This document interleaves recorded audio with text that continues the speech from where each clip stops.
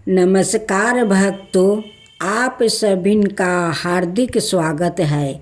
आज हम बात करेंगे आश्विन मास के कृष्णा पक्ष की इंदिरा एकादशी की, जो अत्यंत ही पुण्यदायी और कल्याणकारी मानी जाती है।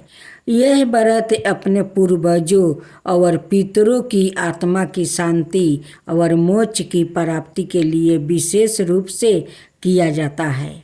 शास्त्रों में वर्णित है कि इंदिरा एकादशी व्रत का पालन करने से मनुष्य के सभी पाप नष्ट हो जाते हैं और पितरों को स्वर्ग लोक की प्राप्ति होती है। इस व्रत का महत्व इसलिए और भी बढ़ जाता है क्योंकि यह पितृ पक्ष में आता है। श्रद्धालु भक्त इस दिन भगवान विष्णु का पूजन, व्रत, कथा श्रवण और दान पुण्य करके अपने जीवन को पवित्र और पुण्यमय बनाते हैं। यह एकादशी भक्ति, श्रद्धा और कर्तव्यों का संदेश देती है कि जैसे हम अपनी उन्नति और कल्याण की कामना करते हैं, वैसे ही अपने पूर्वजों की आत्मा की शांति के लिए भी कर्म और व्रत करें। इसलिए भक्तजनों, आइए इंदिरा एकादशी व्रत की कथा महिमा और इंदिरा एकादशी व्रत कथा को हम सब श्रवण करें। आप सभी ने इस एकादशी व्रत को श्रद्धा भाव से श्रवण करें और हाथ जोड़कर विष्णु भगवान से आप विनती करें कि हे विष्णु भगवान, हम सभी को आप सुरक्षित रखें। हम सभी आपको शरण में है। आपका सेवा और कोई नहीं है। आप ही मेरे माता है, आप ही पिता है, आप जगत पिता है, आप धर्म पिता है, आप ही सब कुछ है। भगवान सब कुछ है। सब अपना भक्तों पर अपना हमेशा कृपा बनाए रखिए, हमेशा कृपा बनाए रखिए। जय विष्णु भगवान की जय, जय विष्णु भगवान की जय। धर्मराज युधिष्ठिर कहने लगे कि भगवान, आश्विन कृष्णा पक्ष की एकादशी का क्या नाम है, उसकी विधि और फल क्या है, सो कृपा करके कहिए। श्री कृष्ण कहने लगे कि इस एकादशी का नाम इंदिरा एकादशी है। यह एकादशी पापों को नष्ट करने वाली और पितरों को अधोगति से मुक्ति दिलाने वाली है। हे राजन, ध्यान पूर्वक इसकी कथा सुनो। इसके सुनने मात्रा से बजय पे जग का फल प्राप्ति होता है। पहले सतयुग के समय में महिष्मती नाम की नगरी में इंद्रसेना नाम का एक प्रतापी राजा धर्म पूर्वक अपनी प्रजा का पालन करते हुए शासन करता था। वो राजा पुत्र पौत्र और धन धनाय से संपन्न और विष्णु का परम भक्त था। एक दिन जब राजा सुख पूर्वक अपनी सभा में बैठा था, तो आकाश मार्ग से देव ऋषि नारद उतर कर सभा में आए। राजा उनको देखते ही हाथ जोड़कर वो खड़ा हो गए और विधि पूर्वक आसन ओ अर्घ्य दिया। सुख से बैठकर मुनि ने राजा से पूछा कि हे राजन, तुम्हारे सातों अंग कुशल पूर्वक तो है, तुम्हारी वृद्धि धर्म में और तुम्हारा मन विष्णु भक्ति में तो रहता है। देव ऋषि नारद की ऐसी बात सुनकर राजा ने कहा, हे देव ऋषि, आपकी कृपा से मेरे राज्य में सब कुशल है। साथ मेरे यहाँ यज्ञ कामार्धी सुकृत हो रहा है। आप कृपा करके आपने आगमन का कारण कहिए। तब ऋषि कहने लगा, हे राजन, आप आश्चर्य देने वाले मेरे वचनों को सुनो। मैं एक समय ब्रह्मलोक से यमलोक को गया। वहाँ श्रद्धापूर्वक यमराज से पूजित होकर मैंने धर्मशील और सत्यवान धर्मराज की प्रशंसा की। उसी यमराज की सभा में महान ज्ञानी और धर्मात्मा तुम्हारे पिता को एकादशी का व्रत भंग होने के कारण देखा। उन्होंने जो संदेश दिया है सो मैं तुमसे कहता हूँ।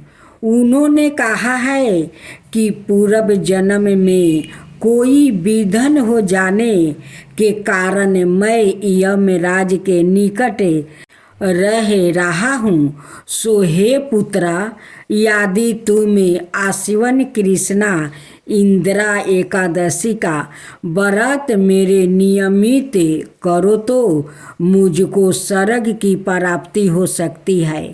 तब राजा कहने लगा कि हे देव ऋषि, आप इस व्रत की विधि मुझसे कहिए। नारद जी कहने लगे कि हे राजन, आश्विन माह की कृष्णा पक्ष की दशमी के दिन प्रात काल श्रद्धापूर्वक स्नादि से निमृत होकर पूर्ण दोपहर को भी नदी अनादि में जाकर स्नान करके फिर श्रद्धापूर्वक पितरों का श्राद्ध करे और एक बार भोजन करे और भूमि पर शयन करे। प्रात काल होने पर एकादशी के दिन दतुवन आदि करके स्नान करे।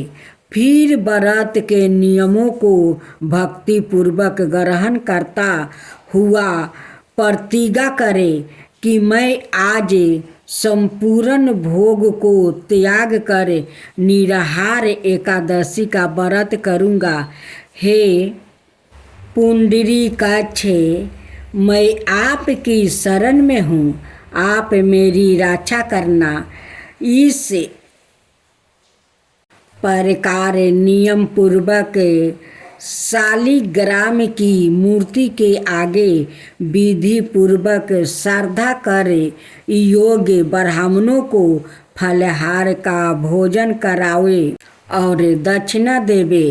पितरों के श्राद्ध से जो बच जाए उसको सुघर कर गौ को दे दो और धूप दीप गंध पुष्पा नैवेद्य आदि सब सामग्री से हर्षिकेश भगवान का पूजन करे।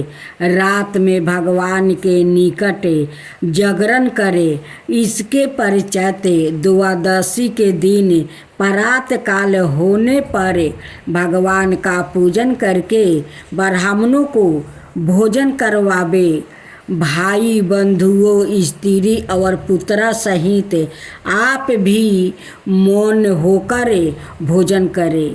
नारद जी कहने लगे कि हे राजन, इस विधि से यदि तुम आलसाय रहित होकर इस एकादशी के व्रत को करोगे तो तुम्हारे पिता अवश्य ही स्वर्ग लोक को जाएंगे। इस प्रकार उपदेश देकर नारद जी अंतर्ध्यान हो गए। नारद जी के कथन अनुसार राजा द्वारा अपने बंधुओं साथ दासों सहित व्रत करने से आकाश से पुष्पा वर्षा हुआ और उस राजा का पिता गरुड़ पर चढ़कर विष्णु लोक को गया। राजा इंद्रसेन भी एकादशी के व्रत के प्रभाव से निष्कट राजा करके अंत समय में अपने पुत्र को सिंहासन पर बैठाकर स्वर्ग लोक को वो चला गया।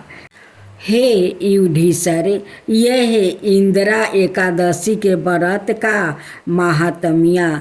मैंने तुमसे कहा, इसके पढ़ने या सुनने से मनुष्य सब पापों से छूट जाते हैं और सब प्रकार के भोग को भोग कर वैकुंठ को प्राप्ति होते हैं। अब सुने एकादशी माता की कथा। भगवान विष्णु बोले, हे इंद्र, ऐसा मायावी दैत्य कौन है जिसने सब देवताओं को जीत लिया है? उसका क्या नाम है? उसमें कितना बल है और किसके आश्रय है और उसका स्थान कहाँ है? यह सब मुझसे विस्तार पूर्वक कहो। भगवान के ऐसे वचन सुनकर इंद्र बोले, हे सर्वव्यापी भगवान, प्राचीन समय में चंद्रावती नगरी में नारी जंघ नाम का एक राक्षस था।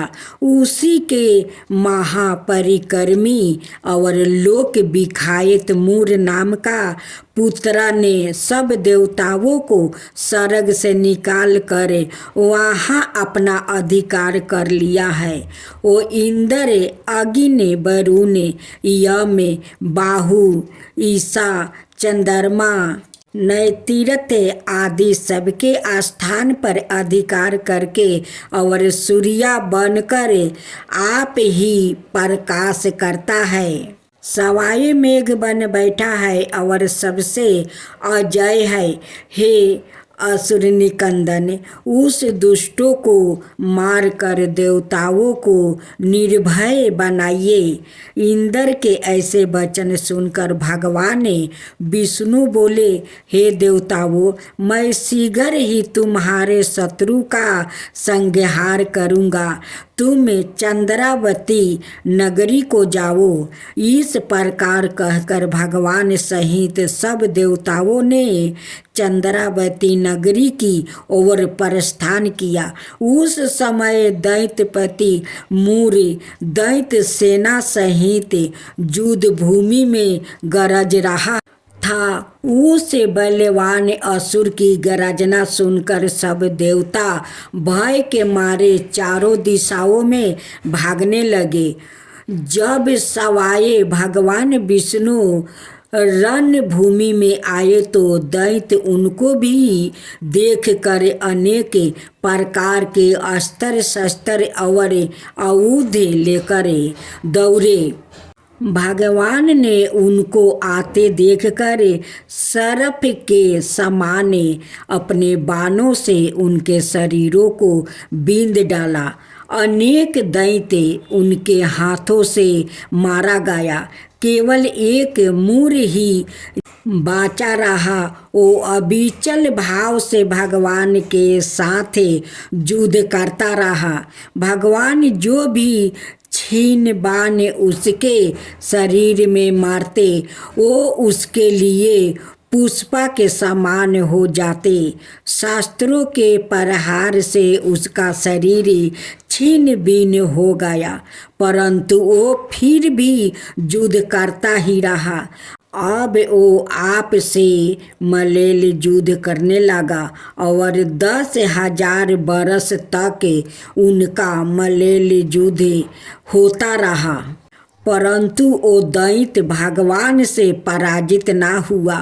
तब भगवान विष्णु युद्ध से थक कर बदरिका आश्रम चले गए। वहाँ पर एक हेमवती नाम की सुंदर गुफा थी। उसमें विश्राम करने के लिए वो उसके अंदर प्रवेश कर गया। यह गुफा 12 योजन लंबी थी और उसमें एक ही द्वार था। भगवान वहाँ जाकर सो गया। वो दैत्य उनको सोया हुआ देखकर मारने के लिए उद्यत हुआ। वो अभी मारने का प्रयत्न कर ही रहा था कि उनके शरीर से एक अत्यंत प्रभावशाली सुंदर कन्या अस्त्र शस्त्र धारण किए हुए प्रकट हुई और दैत्य के सामने आकर युद्ध करने लगी। वो दैत्य उस बलवान कन्या को देखा, आश्चर्य विनीत होकर उसके साथ युद्ध करने लगा। उस कन्या के ऐसे भयानक पराक्रम को देखकर दैत्य विचारने लगा कि इस कन्या को किसने बनाया है जो ऐसा भयानक युद्ध कर रही है। वो ऐसा विचार कर ही रहा था कि उस महादेवी ने उस बलवान दैत्य के रथ को चूर चूर कर दिया और उसके अस्त्र शस्त्र को काट कर टुकड़े टुकड़े कर दिया। तब वो दैत्य महान क्रोध करके मल्ल युद्ध करने लगा, परंतु देवी ने उसको धक्का मारकर मूर्छित कर दिया। जब वो दैत्य मूर्छित से जागा तो उस देवी ने उसका सिर काट डाला। इस प्रकार वो दैत्य तो पृथ्वी पर गिरकर मृत्यु को प्राप्ति हुआ और बाकी दैत्य डर के मारे पाताल लोक को भाग गया। जब भगवान विष्णु की निद्रा टूटी तो उन्हें मूर दैत्य का काटा हुआ सिर ओ कन्या को दोनों हाथों जोड़कर खड़े देखा। तब भगवान उस कन्या से पूछने लगे कि हे देवी, जिस दैत्य से इंद्रादि के सब देवता भयभीत होकर स्वर्ग से भाग गया था, उसको किसने मारा है? वो कन्या कहने लगी कि भगवान, जब आप निद्रा में थे तो यह दैत्य आपको मारने के लिए उद्यत हुआ। उस समय आपकी योग माया द्वारा आपके शरीर से प्रकट होकर मैंने इस दैत्य को मार गिराया है। यह सुनकर भगवान कहने लगे कि हे देवी, तुमने देवताओं के भय को दूर करके बड़ा भारी कार्य किया है। अत तुम अपनी इच्छा अनुसार वर मांगो। तब वो देवी बोली, हे भगवान, यदि आप मुझे वरदान देना ही चाहते हैं तो यह वरदान दीजिए कि जो कोई भी मेरा व्रत करे उसके सब पाप नष्ट हो जाए और अंत में मोक्ष को प्राप्ति होवे। जो इस व्रत का पुण्य है उसका आधा रात्रि को भोजन करने वाले को मिले और जो एक बार भोजन करे उसको भी आधा फल प्राप्ति हो जाए। मनुष्य भक्ति पूर्वक मेरे व्रत में एक बार भी भोजन ना करे उसको धर्म धन और मुक्ति प्राप्ति हो। भगवान ने कहा, हे कल्याणी, ऐसा ही होगा। मेरे और तुम्हारे भक्ति एक ही होगा और वो अंत में मोक्ष को प्राप्ति करके मेरे लोक को जाएगा, क्योंकि तुम एकादशी को प्रकट हुई हो और तुम्हारा नाम एकादशी ही होगा। तुम मुझे सब तीर्थों से प्रिय हो, इस कारण तुम्हारे व्रत का फल सब तीर्थों से भी अधिक फल देने वाला होगा। ऐसा कहकर भगवान अंतर्ध्यान हो गए और प्रभु के उत्तम वचनों को सुनकर एकादशी माता प्रसन्न हुई। भगवान श्री कृष्णा कहते हैं कि युधिष्ठिर, सब तीर्थों के फल से एकादशी व्रत का फल सर्वश्रेष्ठ है। एकादशी व्रत करने वाले को मैं मोक्ष पद देता हूँ, उसके शत्रुओं का नाश और समस्त विघ्नों का नाश करता हूँ। यह मैंने तुमको एकादशी माता की सब वृत्तांत बतलाया है। एकादशी माता पापों को नष्ट करने वाली है और सिद्धियों की देने वाली है। उत्तम पुरुषों को दोनों पक्ष की एकादशियों समान ही सामना करना चाहिए, कोई भेदभाव नहीं समझना चाहिए। जो मनुष्य इस एकादशी के महात्म्य को पढ़ता अथवा सुनता है, उसको अश्वमेध यज्ञ का फल प्राप्ति होता है और वो करोड़ों बरस तक विष्णु लोक में वास करता है, वहाँ भी उसका पूजन होता है। जो मनुष्य एकादशी माता की महात्म्य के चौथे भाग को पढ़ता है, उसके भी अनेक पाप नष्ट हो जाते हैं। विष्णु धर्म के बराबर दूसरा कोई धर्म नहीं है और एकादशी व्रत के समान और कोई दूसरा व्रत नहीं है। हर व्रत गाथा के साथ सुनी जाती है लपसी तपसी की यह कहानी।